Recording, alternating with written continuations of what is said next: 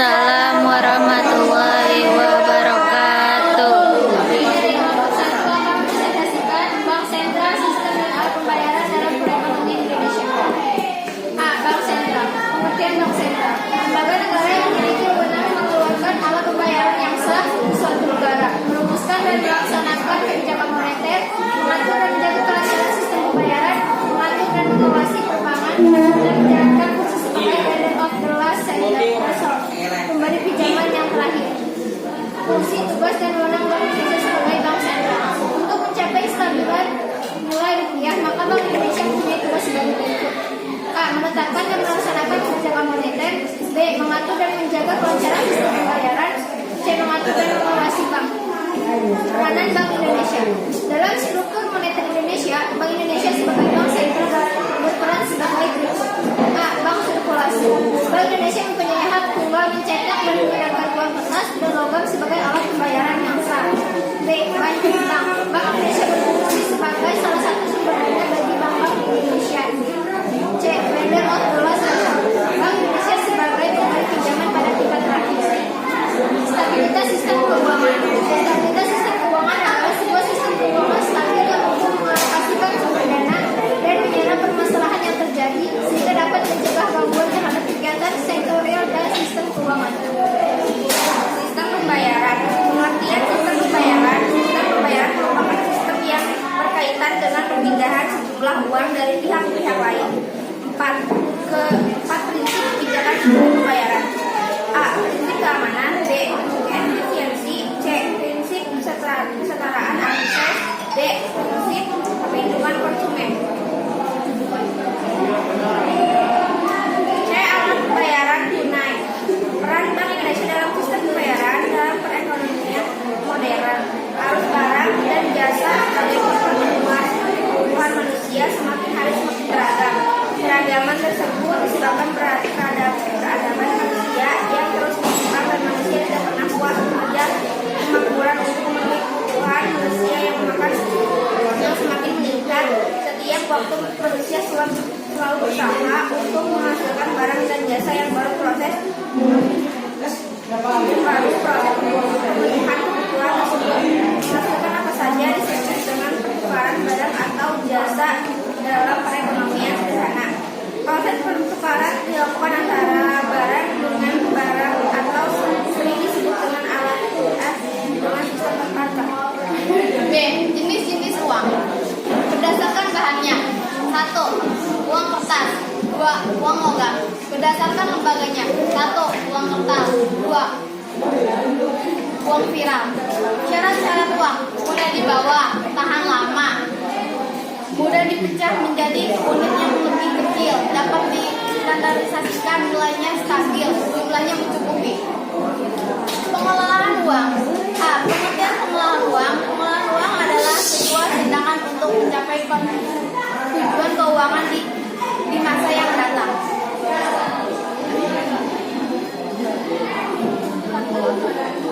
Tujuan pengelolaan uang: 1. Melindungi dan meningkatkan kekayaan yang dimiliki. 2. Mencapai target dana tertentu di masa yang akan datang. 3. Mengelola uang piutang yang kita miliki. 4. Melakukan manajemen risiko dan mengatur risiko dengan baik.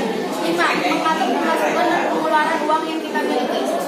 C. Tahapan dalam pengelolaan uang: 1. Pencatatan aset atau harta yang dimiliki. 2. Pencatatan semua pemasukan dan pengeluaran. 3. Identifikasi pengeluaran rutin bulanan dan tahunan. 4. Menyusun rencana pengeluaran dan keinginan budgeting. D. Alat pembayaran non tunai. 1. Pengertian alat pembayaran non tunai. Alat pembayaran non tunai adalah alat pembayaran yang dilakukan setelah menggunakan uang tunai yang beredar melainkan menggunakan uang biro. 2. Sistem transfer.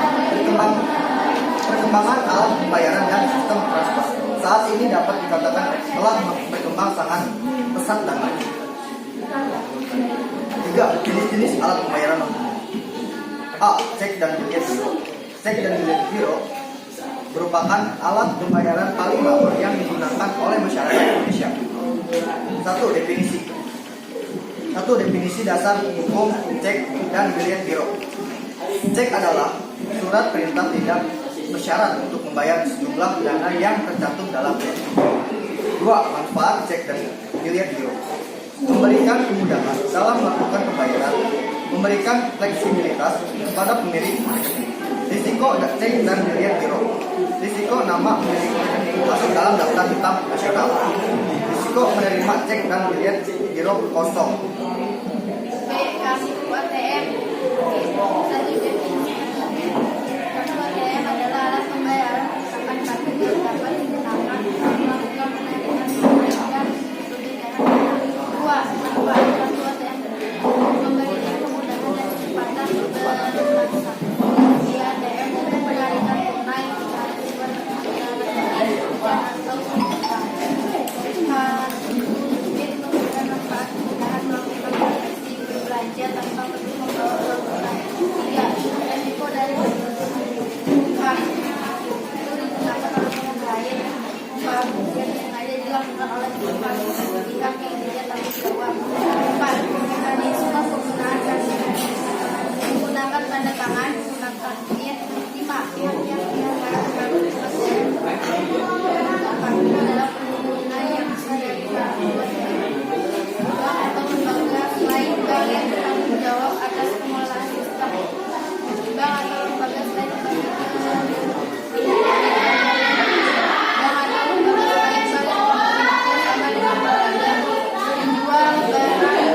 sistem.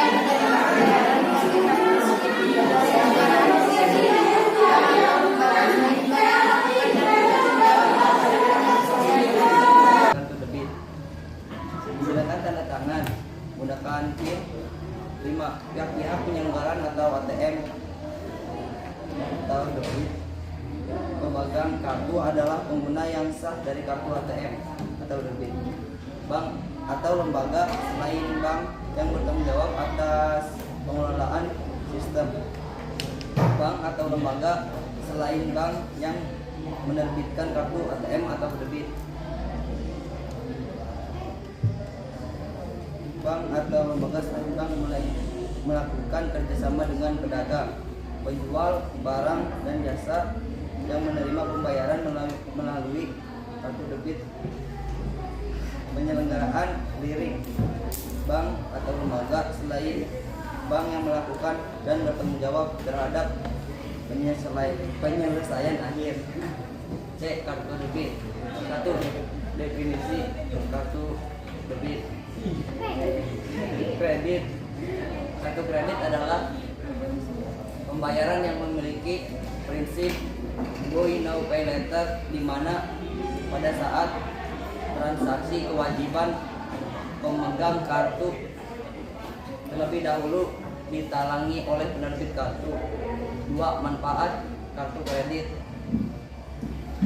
memberikan kemudahan dan kecepatan pada saat melakukan transaksi tanpa bawa uang tunai. Penawaran penawaran baik dari penerbit kartu. 3. Kerugian kartu kredit. 1. Digunakan oleh pihak lain. 2. Dikenakan biaya keterlambatan dan bunga yang relatif tinggi. 4. Mekanisme penggunaan kartu kredit dengan menggunakan chip. 5. Pihak-pihak dalam penyelenggaraan kartu kredit. B. Uang elektronik atau electronic money. 1. Definisi uang elektronik. Uang elektronik merupakan alat pembayaran dalam bentuk elektronik di mana nilai uangnya disimpan dalam media elektroniknya tertentu. 2. Dasar hukum. Peraturan Bank Indonesia atau PBI nomor 11/12 PBI 2009 tanggal 13 April 2009. Surat Edaran Bank Indonesia nomor 11/11 BASP tanggal 13 April 2009. 3. Manfaat uang elektronik memberikan kemudahan. Sekian dari kami. Wassalamualaikum